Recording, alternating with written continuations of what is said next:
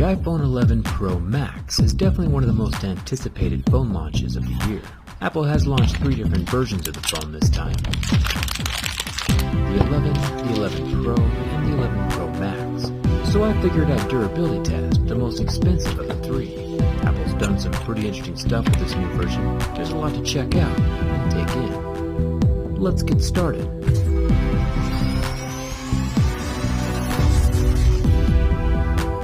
So iPhones have been able to fast charge for a few years now, but even though the iPhones could charge fast, Apple only included a slow 5-watt charger in the box, which I don't think is very fair. This year though, that's changed with the Pros. Apple has included an 18-watt fast charger in the box, which is a +1 for Apple for not making their customers go out and buy extra accessories to utilize their phone at full potential. It's definitely a step in the right direction.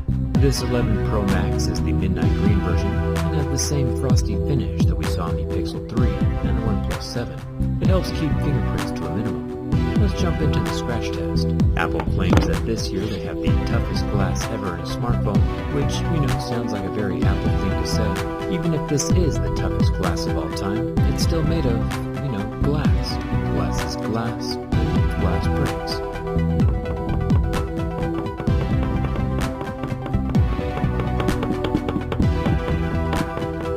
If anyone ever comes up with something stronger than glass, they'll definitely be calling it something different.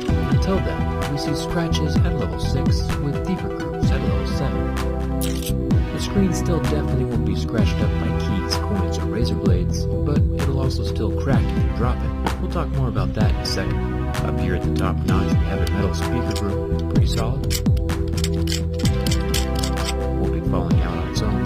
Another fairly substantial improvement this year is with the selfie camera.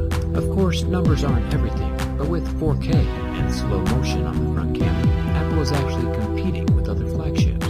I personally won't be posting any flowing hair selfies on Instagram anytime soon, but still, it's definitely a step in the right direction.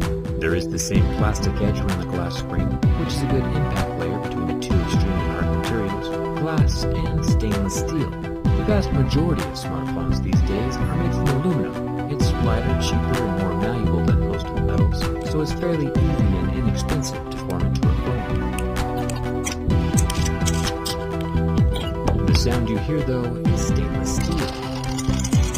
Steel is a much stronger metal than aluminum, so strong in fact it's difficult for my razor blade to get a bite on the metal. Steel is a 5.5 on Mohs scale of hardness, which is about the same level as my razor blade. Aluminum would be a 3 or a 3.5, which makes it much easier to scratch than stainless steel. Apple has taken their perceived premium branding and actually used a premium material to match. The phone is still plenty expensive, of course, but the price tag's a little more justified by the materials being used. It's a step in the right direction. There's still no expandable memory card slot, which is good since it leaves me with something to complain about. But there's also something extremely good about this port that not many people have caught. This phone is IP68 water resistant. And you're probably thinking to yourself, what's cool about that? Most flagships these days are 6.8 water resistant. And yeah, you're right, but instead of doing the same basic 1.5 or 2 meters deep for 30 minutes submersion that every phone manufacturer does to get that IP rating, Apple went above and beyond and doubled the depth to 4 meters for 30 minutes. I'll explain more during the teardown, but the takeaway is the iPhone 11 Pro is by far the most water-resistant phone on the market right now. That's a huge step in the right direction. Apple has actually innovated, and I think that deserves a thumbs up. Yeah, Apple still has the dumb proprietary screws and no headphone jack. But with jacks being lost from every phone faster than Thanos can snap his fingers, it's hard to keep calling it a negative when everyone is doing it. Let's talk about the back glass for a bit. Remember, my razor blade is about 5.5 on Mohs scale of hardness. The glass is a 6, so my razor blade isn't doing any damage to the surface of the glass.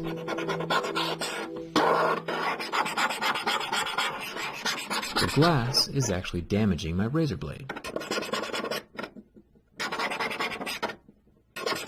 Like sandpaper on wood. But it's only the rough parts of the glass that's causing the abrasions. The smooth Apple logo does nothing. But let's say you happen to have the copper cooling vapor chamber from a Galaxy Note 10 in your pocket.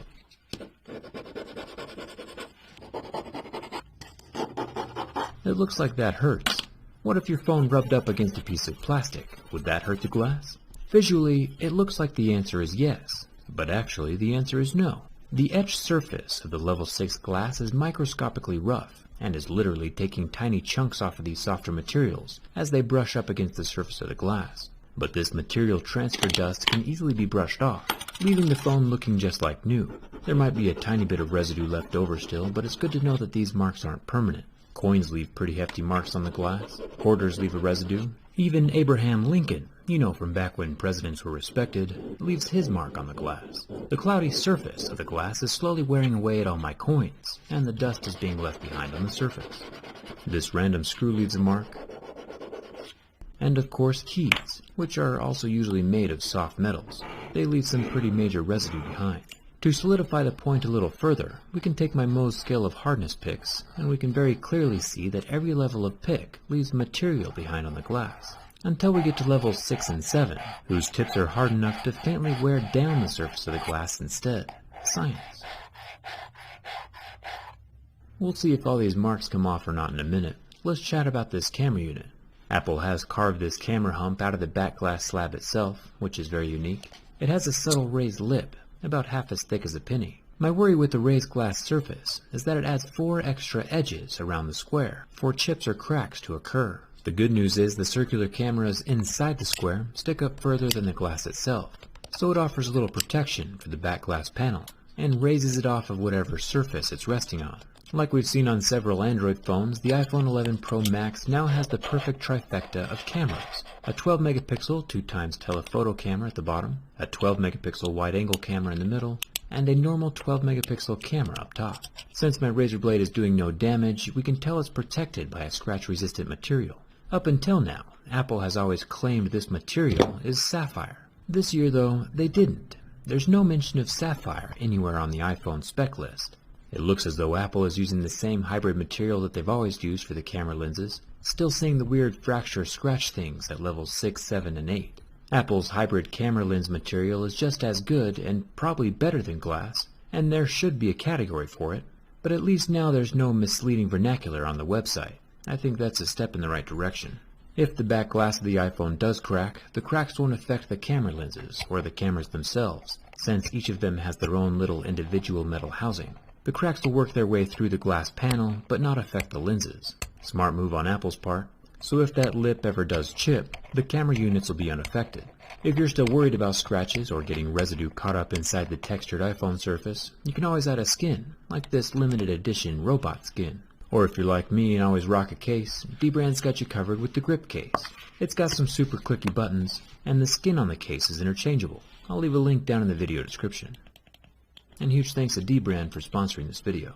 I know a lot of you, when deciding what phone to buy, ask yourself, yeah, but can it withstand fire? And don't you worry, I have that covered. The iPhone 11 Pro Max has a 6.5-inch 1242 by 2688 resolution screen. And that Super Retina XDR OLED withstood the heat from my lighter for a full 60 seconds, without leaving a mark. Remember, the invisible oleophobic coating evaporates, and that covering is kind of important, so don't try this at home. But at least now we know that, fire is hot. So you might have noticed that over the course of this video, the heavy marks I made on the back panel with different metals have already started to rub off. When my hand brushes up against the phone, the dust falls away, leaving the phone glass looking almost as good as new. It really is rather impressive. I've never had an iPhone fail my durability test before, and I might not always see eye to eye with the iPhone lineup, but Apple does make very structural and solid smartphones, and this iPhone 11 Pro Max is no different. There's zero flex. These premium materials are combined to make an extremely solid build. Apple has used recyclable stainless steel on this phone, and is currently using 100% recycled aluminum to build the MacBook Air,